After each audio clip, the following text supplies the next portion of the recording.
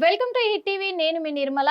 మరి ప్రస్తుతం అయితే మన తెలంగాణ రాష్ట్ర రాజకీయాల్లో సంచలనం రేపుతున్న విషయము కల్వకుంట్ల కవిత.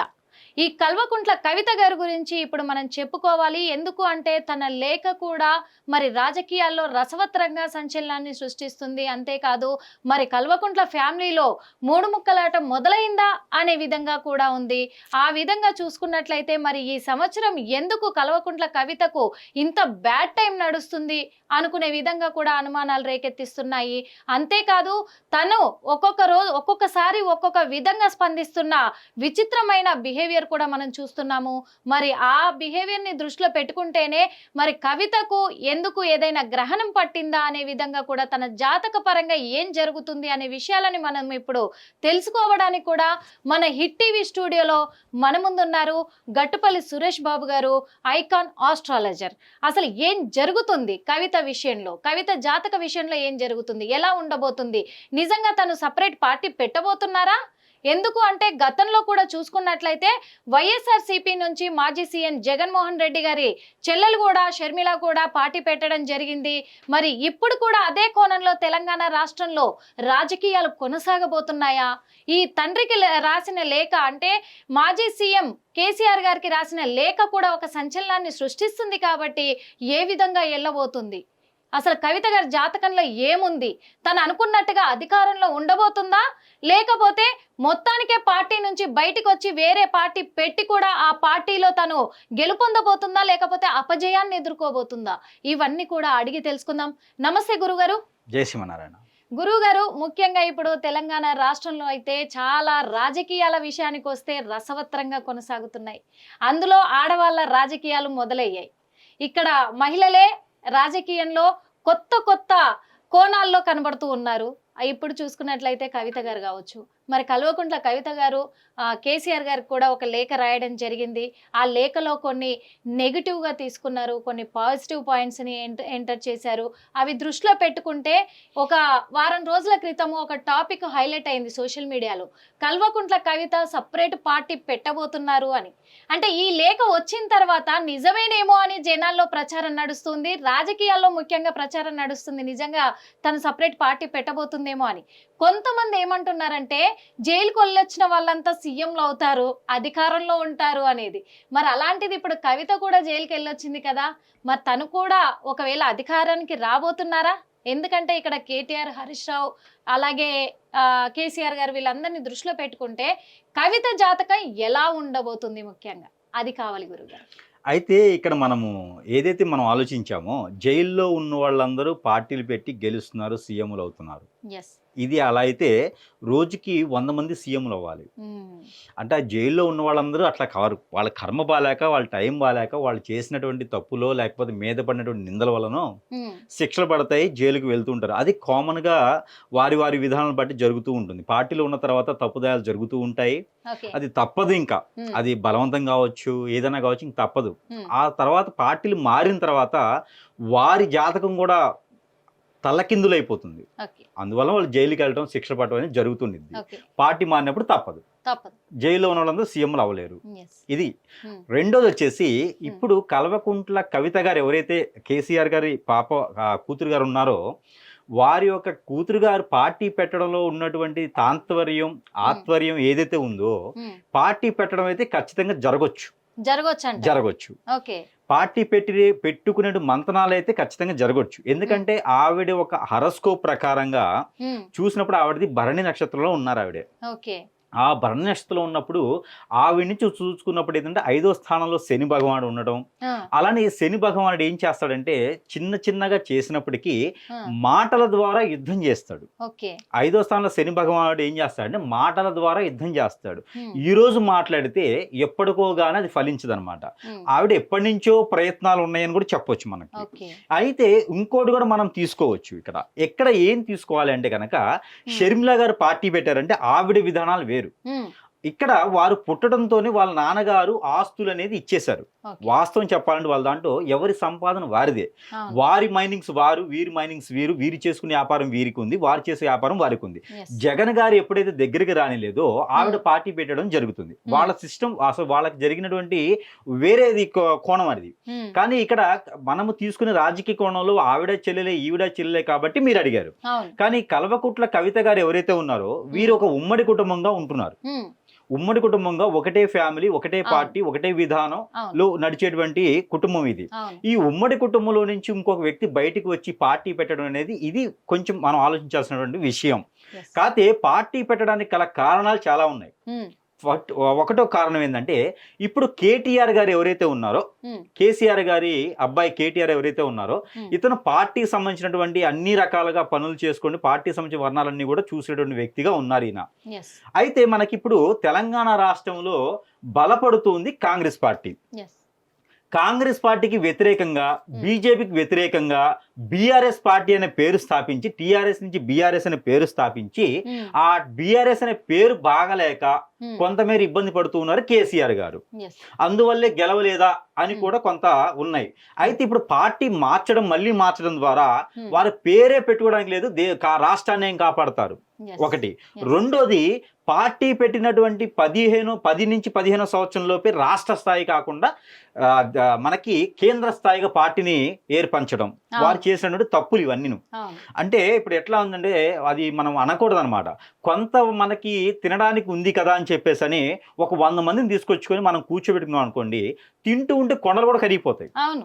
అంటే మనకి ఓట్లేసి గెలిపించారు కదా అని చెప్పేసి రాష్ట్రంలో గెలిచారని చెప్పి దేశం మొత్తం గెలవాలని లేదు కదా. అవును. వారు చేసినటువంటి తప్పు ఏంటంటే దేశం మొత్తం కూడా మన సలహాలు తీసుకుని గెలుస్తారనే ఒక అలాంటి చిన్న చిన్న తప్పుల వలన వారు పార్టీని కోల్పోవడం, Okay. పార్టీలో గెలవలేకపోవడం జరిగింది. Hmm. అంటే వారు చేసిన మంచి పనుల చెడ్డ పనులను తర్వాత Hmm. పార్టీ పరంగా అయితే, Hmm. ఇకపోతే ఆ పార్టీ అనేది ఇప్పుడున్న దాని ప్రకారంగా ఆ నక్షత్ర రాశి ప్రకారంగా కూడా బీఆర్ఎస్ అనే పార్టీ వాళ్ళకి కలుసుబాటుగా రాకపోవడం, Hmm.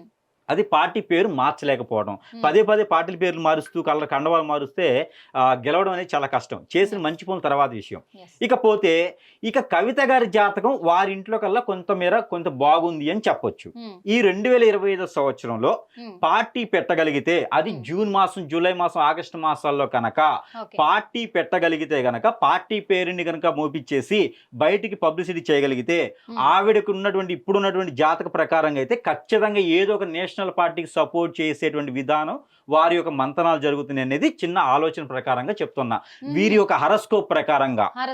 ఎందుకంటే బీజేపీకి కాంగ్రెస్ కి వ్యతిరేకంగా మాట్లాడే వ్యక్తులు కేటీఆర్, కేసీఆర్ గారు. వాళ్ళ జాతక ప్రకారం కూడా 2025 కాదు 2029 వరకు కూడా జాతకం అంతగా బాగలేదు. మళ్ళీ పార్టీలో గెలుస్తారేమో కానీ సీఎంలు అయ్యేటువంటి ఆలోచన వాళ్ళకి లేదు. ఆలోచన కాదు, అసలు వాళ్ళు గెలిచి సీఎంలు అయ్యేటువంటి విధానం కూడా నాకు కనిపించట్లా. ఇంకేదైనా వాళ్ళ అదృష్టం బాగుండి అశ్వమేధ యాగమో, లేకపోతే చండీ హోమం లాంటి 16 హోమాలు, ఇలాంటి ఏదైనా ప్రాసిద్ధి చెందినటువంటి ఆలయాల్లోనో, లేదా ఒక 21 మంది కన్య బ్రాహ్మణుల చేతనో తెప్పించి చేయించితే ఇంకేదైనా అలా ఏమైనా కావచ్చేమో, అంతేగాని వేరే విధంగా అయితే లేదు.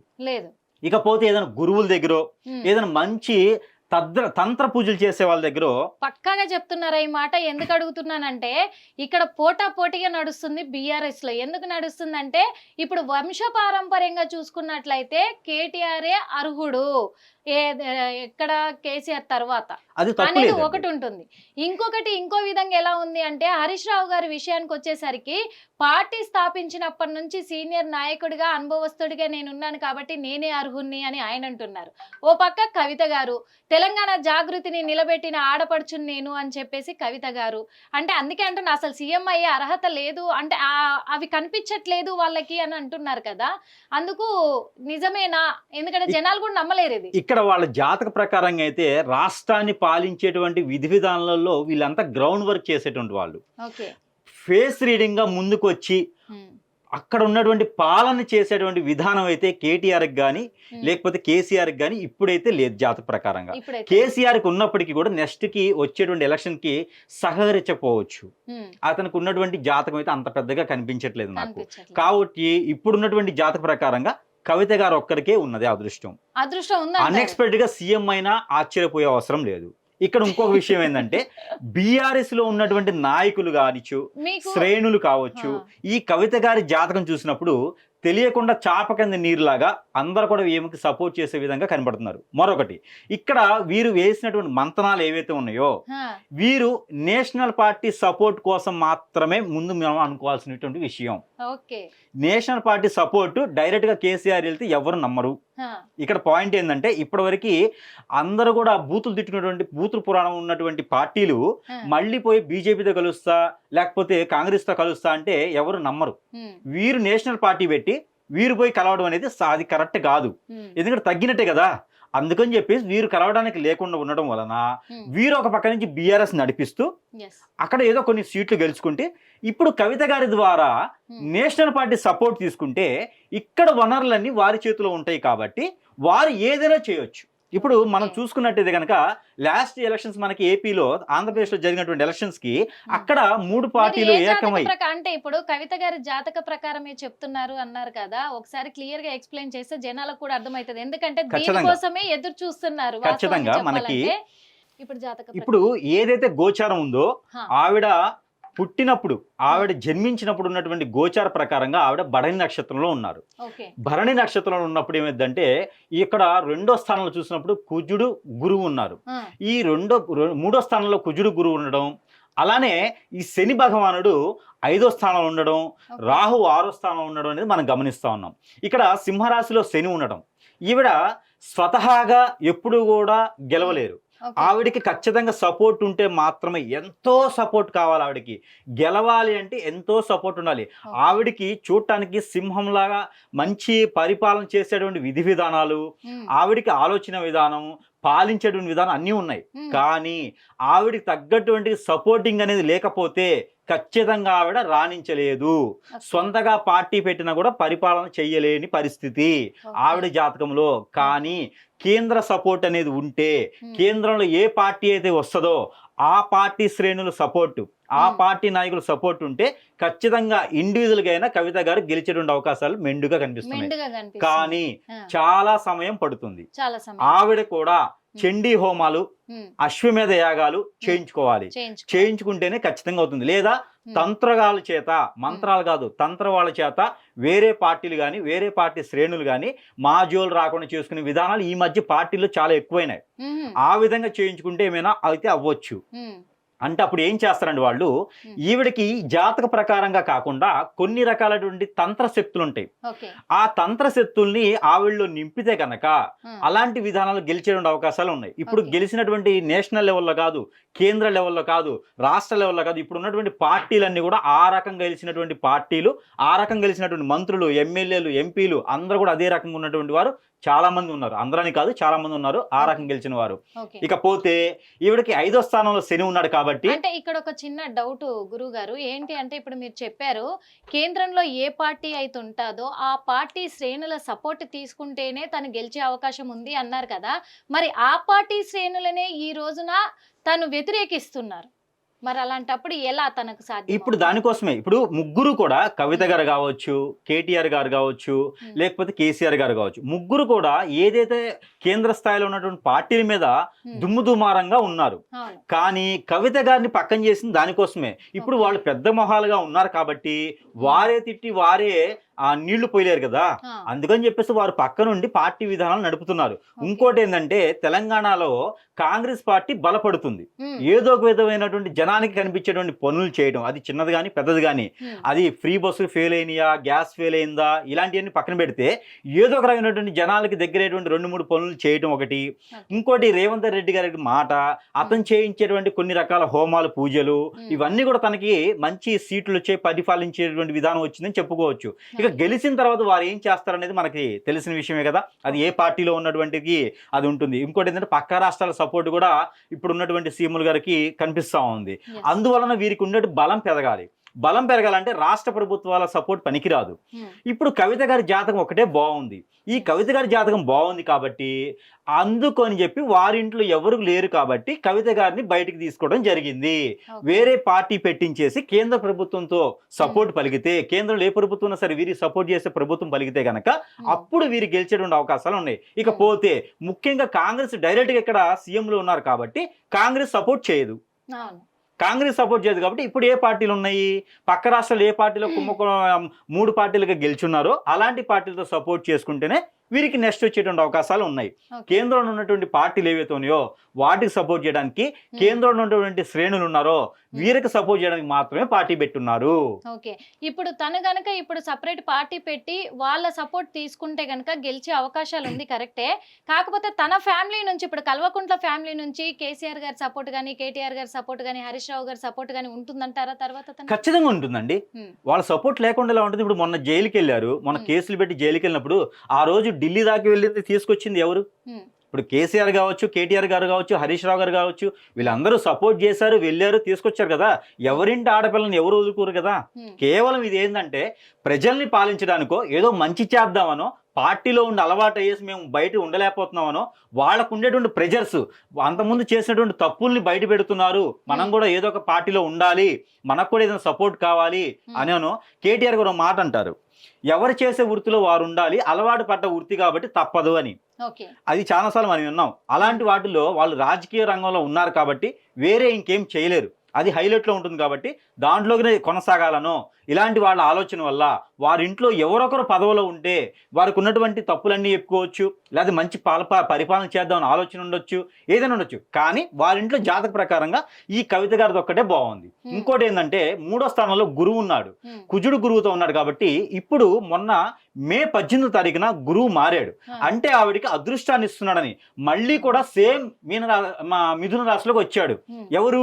గురువు బుధుడితో కలిసి ఉన్నాడు. ఈసారి గురువు బుధుడితో కలిసి ఉన్నాడు కాబట్టి ఖచ్చితంగా 18 మాసాలు ఉంటాడు. ఈ 18 మాసాల్లోపు పార్టీ అనేది ఏ స్థాయికైనా వెళ్ళొచ్చు. అవన్నీ కూడా గమనించారు వాళ్ళు. 18 నెలల్లో ఆమె పెట్టే పార్టీ ఏ స్థాయికైనా వెళ్ళొచ్చు, కేంద్ర స్థాయికి వెళ్ళొచ్చు, లేకపోతే వీళ్ళే కేంద్రానికి సపోర్ట్ గా పార్టీ పెట్టొచ్చు.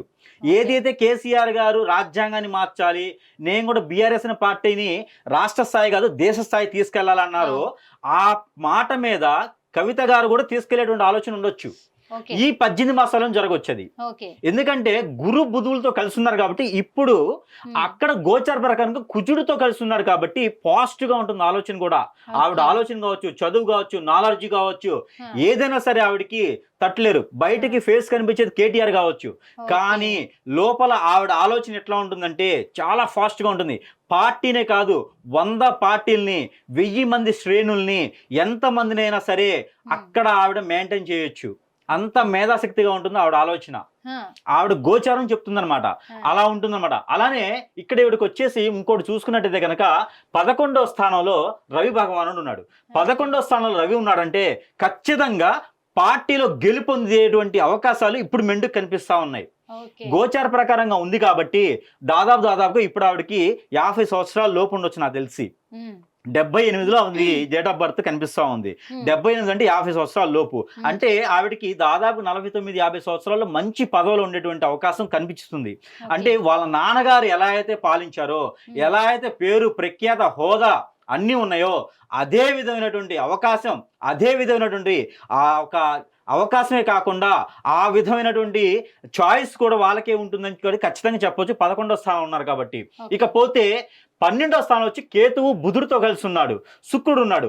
ఆవిడ కొంచెం జాగ్రత్త పడాల్సినటువంటి అవకాశం కూడా మెండుగా ఉంది.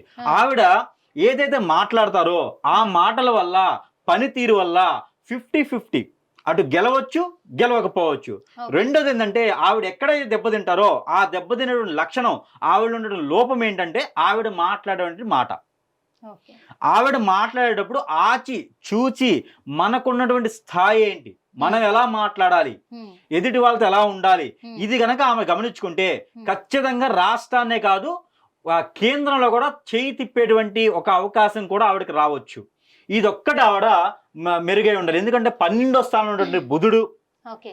శుక్రుడు కేతు ఉన్నారు కాబట్టి ఇవన్నీ కూడా ఆవిడికి చెడు చేసే తత్వాలు ఉన్నాయి. ఆ చెడు నుంచి తప్పించుకునే తత్వం కూడా ఇప్పుడు కేతు మారేడిసి కుంభరాశిలోకి వచ్చాడు. ఈ కేతు కుంభరాశిలో 18 మాసాలు ఉంటాడు. సింహరాశిలో ఇప్పుడు ప్రకారంగా సింహరాశిలో కేతు ఉన్నాడు. అలానే కుజుడు వచ్చేసి మనకి కుంభరాశిలో ఉన్నాడు. ఈ కుంభరాశిలో కేతు ఉన్నాడు కాబట్టి ఆవిడకి ఇబ్బంది లేకుండా ఉంటుంది. దానివల్ల ఈ రాహుకేతులు మారారు కాబట్టి ఆవిడ గెలిచేటువంటి అవకాశం మెండుగా కనిపిస్తుంది. కాకపోతే ఆవిడకు ఉన్నటువంటి నెగిటివ్స్ అనేది తీసేసుకోవాలి. ఒకటి, ఆవిడకి నరదిష్టి నరఘోష కూడా ఎక్కువ కనిపిస్తూ ఉంది. అలానే వీరికి ఆడవాళ్ళు కాకుండా మగవాళ్ళ సపోర్ట్ కూడా మిశ్రమంగా కనిపిస్తూ ఉంది నాకు. అంటే పార్టీ శ్రేణుల్లో స్త్రీలే కాదు పురుషులు కూడా అంటే 50-50% ఆవిడకి సపోర్ట్ చేసేటువంటి విధానం కూడా కనిపిస్తూ ఉంది. మరొకటి మీరు అడిగారు వాళ్ళ అన్నయ్య గారిది వాళ్ళ నాన్నగారి సపోర్ట్ ఉంటుందా అని. ఖచ్చితంగా ఉంటుంది. ఎందుకంటే ఈ యొక్క భరణి నక్షత్రంలో పుట్టినటువంటి వారు ఈవిడే. భరణి నక్షత్రంలో పుట్టినటువంటి వారు స్త్రీ కానీ పురుషుడు కానీ ఎవరైనా ఉంటే వారు పాలిటిక్స్ లో ఉంటే అందరినీ కలుపు కూడగా పోయేటువంటి తత్వము ఈ భరణి నక్షత్రం వాళ్ళకు ఉంటుంది. అందులో ఈవిడ భరణి నక్షత్రం 2వ పాదంలో ఉన్నారు. 2వ పాదంలో ఉన్నారు కాబట్టి వాళ్ళ నాన్నగారే కాదు, వాళ్ళ అన్నగారే కాదు, వాళ్ళ వదిన గారే కాదు, వాళ్ళ బావగారే కాదు, ప్రతి ఒక్కరిని కూడా ఎవరికి ఇవ్వాల్సినటువంటి వాల్యూస్ ఆ విలువలు ఇచ్చేసి ముందుకు నడిపించేటువంటి అవకాశం కూడా మెండుగా కనిపిస్తోంది. కాబట్టి షర్మిల గారు పార్టీ పెట్టినటువంటి విధానం కావచ్చు, షర్మిల గారు పార్టీ పెట్టి ఆవిడ చేసినటువంటి విధానం కావచ్చు వేరు. ఈవిడిది మాత్రం టోటల్ గా వేరే కనిపిస్తుంది నాకు. సపరేట్. నిజంగా గనక మనం అనుకున్న విధంగా పార్టీ పెట్టేసి ఏదైనా సరే మంచి ఉత్తమమైనటువంటి బ్రాహ్మణుడికి వాళ్ళు చేసిన గురువు గారికి దగ్గర చూపించుకొని మళ్ళీ బీఆర్ఎస్ అనే పార్టీలు కాకుండా మంచి పార్టీ పేరు పెట్టుకొని ముందుకు వెళ్ళగలిగితే ఆ అజెండాతో కనుక ముందుకు రాగలిగితే కనుక ఫ్రీ సిలిండర్లు, ఆర్టీసీ బస్సులు ఫ్రీ ఇలాంటివి కాకుండా ఏదైనా జనానికి ఉపయోగించేటువంటి పథకాలు పెట్టుకొని ముందుకు రాగలిగితే ఖచ్చితంగా కేంద్రం సపోర్ట్ చేస్తుంది. కవిత గారు కూడా ఒక మంచి పదవిలో మాత్రం ఉంటారని చెప్పొచ్చు. సీట్లు కూడా పెరుగుతాయని మాత్రం చెప్పొచ్చు. వాళ్ళ నాన్నగారు అన్నగారు అందరూ కూడా సపోర్ట్ అనేది ఖచ్చితంగా ఉంటుంది. కాకపోతే గెలిచేంత వరకు సపరేట్ ఉండొచ్చు. కానీ తర్వాత మాత్రం వెనక నుంచి సపోర్ట్ ఒకటైతే అవుతారు. ఖచ్చితంగా మంచి విషయం చెప్పారు గురుగారు. నిజంగా ఇది బిగ్ బ్రేకింగ్ అని కూడా చెప్పుకోవచ్చు. ఎందుకు అంటే కల్వకుంట్ల కవిత గారు ఈ రోజున చేస్తున్న ఇలాంటి పనులపైన అంటే తను లేఖ రాయడం కానీ అలాగే సపరేట్ పార్టీ పెడుతుందనే విషయాలు వినిపించడం పట్ల కూడా ప్రతిపక్షాలు అలాగే ప్రజలు కూడా చాలా సోషల్ మీడియాలో వైరల్ గా చక్కర్లు కొడుతున్న వార్తలు ఇవి అని చెప్పేసి ఒక ఆడపిల్ల అంటే ఒక మహిళ తను ఒక రాష్ట్రానికి ముఖ్యమంత్రి ఇక్కడ కల్వకుంట్ల కవితకు అంత లేదు అనుకున్నారు కదా. కాదు, తన జాతక రీత్యా తనకు అన్ని గ్రహాలు కూడా అలా అనుకూలిస్తున్నాయి కాబట్టి తన శక్తి ఏంటో తను నిరూపించుకునే టైం వచ్చింది కాబట్టి తను సీఎం సీట్లో కూర్చున్నా ఆశ్చర్యపోనవసరం లేదు అనేది తన జాతక ప్రకారమే చెప్తుంది. అంటే ఒకవేళ కల్వకుంట్ల కవిత ఒకవేళ తన జాతక రీత్యా అదృష్టం బాగుండి నిజంగా తన ఆలోచనల మేరకు ఒకవేళ సీఎంగా తను గెలిచినట్లయితే కేంద్ర పాలితంగా కూడా ఉండవచ్చు అనేది ఉంది. కాబట్టి తెలంగాణ తొలి మహిళ ముఖ్యమంత్రి కవితే అవుతుందేమో అనే విధంగా కూడా తన జాతకం చెప్తుందని ఈ రోజు గురువు గారు మనకు చెప్పారు. చూసారు కదా మరి. హిట్ టీవీ యాప్, ఇందులో short news, live news, entertainment shows, movies, digital magazines తో పాటు మీ జిల్లా వార్తలను కూడా ఫ్రీగా చూడొచ్చు. ఇంకెందుకు ఆలస్యం, వెంటనే హిట్ టీవీ యాప్ ని డౌన్లోడ్ చేసుకుని ఫ్రీగా ఎంటర్టైన్మెంట్ పొందండి. Hit TV app. Hit TV app. Please download hit TV app. Hit TV app ని ఫ్రీగా డౌన్లోడ్ చేసుకుని ఎంజాయ్ చేయండి. మీకు నచ్చిన ఎంటర్టైన్మెంట్ కోసం హిట్ టీవీ యాప్ ని ఫ్రీగా డౌన్లోడ్ చేసుకుని ఎంజాయ్ చేయండి. హిట్ టీవీ యాప్ ని డౌన్లోడ్ చేసుకుని ఆస్వాదించండి, ఆశీర్వదించండి. ఇంతమంది సెలబ్రిటీలు హిట్ టీవీ యాప్ ని డౌన్లోడ్ చేసుకోండి అని చెప్తున్నారంటే ఎంత మంచి యాప్ ఆలోచించండి. అమెరికా అమెరికా అమెరికా అమెరికాలో చదవాలనుకునే వాళ్ళకి విశ్వసనీయమైన పేరు మన శౌర్య కన్సల్టెన్సీ. UK లో 1 year masters. UK లో 1 year masters. 2 years work permit up to 5 years visa. Contact Saurya Consultancy. Contact 89851 89851.